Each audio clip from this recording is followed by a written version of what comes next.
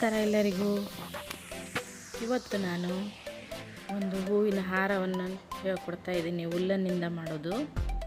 ಅದಕ್ಕೆ ಯಾವ್ದಾದ್ರು ನಿಮ್ಮ ಇಷ್ಟವಾದ ಕಲರಿನ ಉಲ್ಲನ್ನು ತೊಗೊಳ್ಬೇಕು.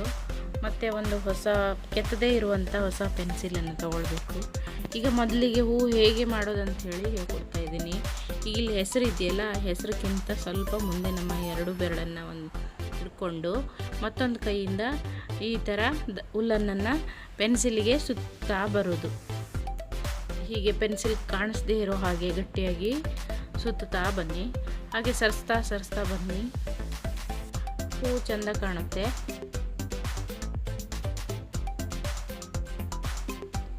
ಹೀಗೆ ಎಷ್ಟು ಎಳೆ ಅಂತ ಲೆಕ್ಕ ಇಲ್ಲ, ಪೆನ್ಸಿಲ್ ಕಾಣದೇ ಇರೋ ರೀತಿ ಸುತ್ತಾ ಬರೋದು.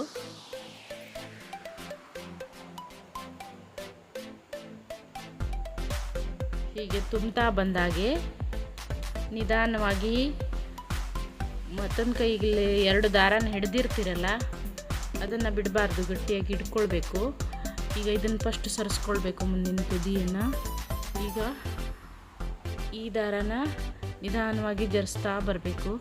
ಮತ್ತೊಂದು ಕೈಯಲ್ಲಿ ಹಿಡ್ಕೊಂಡಿದ್ದು ಎರಡೂ ಬದಿಯಿಂದ ದಾರನ ಬಿಡಬೇಡಿ, ಕೇರ್ಫುಲ್ಲಾಗಿ ಹಿಡ್ಕೊಂಡು ಈಗ ಅಲ್ಲೊಂದು ಹೋಲ್ ಮಾರ್ಪಾಡಾಗಿರುತ್ತಲ್ಲ, ಅದರೊಳಗೆ ಈ ದಾರದ ತುದಿಯನ್ನು ಹಾಕೋದು. ಹಾಕಿ ಸರಿಯಾಗಿ ಎಳ್ಕೊಂಡು 2 ಗಂಟನ್ನು ಹಾಕ್ಕೊಳ್ಬೇಕು. ನೋಡಿ, ಹೀಗೆ ಆ ಪೆನ್ಸಿಲನ್ನು ಹೊರಗೆ ತೆಗೆದು 2 ಗಂಟನ್ನು ಗಟ್ಟಿಯಾಗಿ ಹಾಕ್ಕೊಂಡು ಉಳಿದಿದ್ದ ದಾರನ ಕಟ್ ಮಾಡಿ ತೆಗೆದ್ರೆ ಆಯಿತು. ಗಟ್ಟಿಯಾಗಿ ಹಾಕ್ಕೊಳ್ಳಿ ಗಂಟನ್ನು. ಹೀಗೆ ಉಳಿದಿದ್ದ ದಾರನ ಕಟ್ ಮಾಡಿ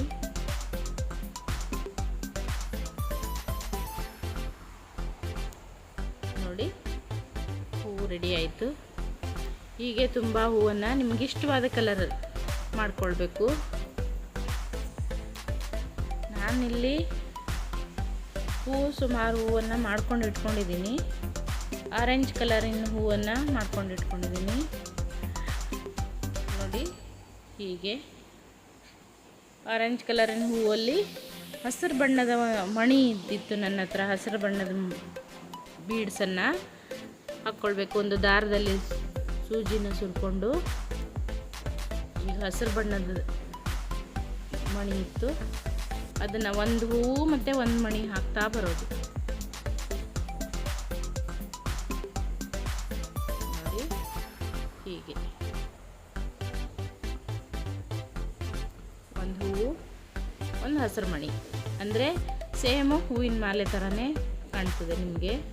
ಈಗ ಇಷ್ಟು ದೊಡ್ಡ ಮಾಲೆ ಆಯಿತು ನಂದು. ಈಗ ಇದಕ್ಕೆ ಮಧ್ಯದಲ್ಲಿ ಹೂವಿನ ಮಾಲೆಯಲ್ಲಿ ಮಾಡಿರ್ತಾರಲ್ಲ, ಹಾಗೆ ಮುಂದೆ ಗೊಂಡೆ ಥರ 4 ಹೂವನ್ನು ಹಾಕಿ ಒಂದು ಮಾಡಿಟ್ಕೊಂಡಿದ್ದೀನಿ. ಹೀಗೆ ಮುಂದೆ ಅದಕ್ಕೆ ತುದಿಗೆ ಗೊಂಡೆ ಮಾಡಲಿಕ್ಕೆ ಒಂದು 4 ಎಳೆನ ದಾರನ ತೊಗೊಂಡಿದ್ದೀನಿ. ಅದನ್ನು ಸರಿ ಅರ್ಧಕ್ಕೆ ಮಡಚ್ಕೊಳ್ಳಿ. ಹಾಗೆ ಮತ್ತು ಅರ್ಧಕ್ಕೆ ಮಡಚ್ಕೊಳ್ಳಿ. ಮಡ್ಚ್ಕೊಂಡು ಆದಮೇಲೆ ಸರಿ ಮಧ್ಯದ ಭಾಗದಲ್ಲಿ ದಾರ ಕಟ್ಟಿ, ಅದೇ ಉಲ್ಲನ್ನಿನ ದಾರನ 2 ಗಂಟು ಹಾಕಿ ಹೀಗೆ ಮತ್ತೆ ಮಡಚ್ಕೊಂಡು ಮತ್ತೆ 2 ಗಂಟು ಹಾಕಿ ಹೀಗೆ ಮಡಚ್ಕೊಂಡು ಮತ್ತೆ 2 ಗಂಟು ಹಾಕಿ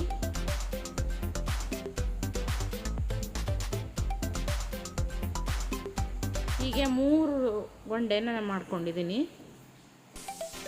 ಕಟ್ ಮಾಡ್ಕೊಳ್ಳಿ. ಈಗ ನೋಡಿ, ಇದಕ್ಕೆ ಅದನ್ನು ಸೇರಿಸಿ ಗಂಟು ಹಾಕಿ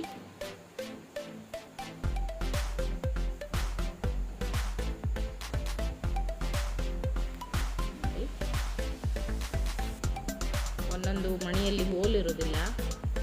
ಹಾಗಾಗಿ ನೋಡಿ, ಈಗ ಸರಿ ಗಂಟು ಹಾಕಿ ಉಳಿದ ದಾರನ ಕಟ್ ಮಾಡಿ. ಈಗ ಒಂದು ಗೊಂಡೆ ರೆಡಿ ಆಯಿತು. ಹೀಗೆ 3 ಗೊಂಡೆನ ರೆಡಿ ಮಾಡಿಕೊಂಡು ಮಾಲೆ ಇದೆಯಲ್ಲ, ಆ ಮಾಲೆ ಮಧ್ಯದಲ್ಲಿ 3 ಸೇರಿಸಿ ಗಂಟಾಕಿ ಮಾಲೆ ಮಧ್ಯದಲ್ಲಿ ಹಾಕಿ. ಈಗ ನಮ್ಮ ಮಾಲೆ ರೆಡಿ. ಧನ್ಯವಾದಗಳು ಫ್ರೆಂಡ್ಸ್. ನನ್ನ ಚಾನಲ್ ಇದುವರೆಗೂ ನೋಡಲಿಲ್ಲದ ಇದ್ದವರು ನೋಡಿ, ಮನೇಲಿ ನೀವು ಪ್ರಯತ್ನ ಮಾಡಿ ಚಾನಲನ್ನು ಸಬ್ಸ್ಕ್ರೈಬ್ ಮಾಡಿಕೊಂಡು ವಿಡಿಯೋಸನ್ನು ನೋಡಿ, ಮತ್ತು ಹೊಸ ಹೊಸ ವಿಡಿಯೋನ ಹಾಕ್ತಾ ಇರ್ತೀನಿ.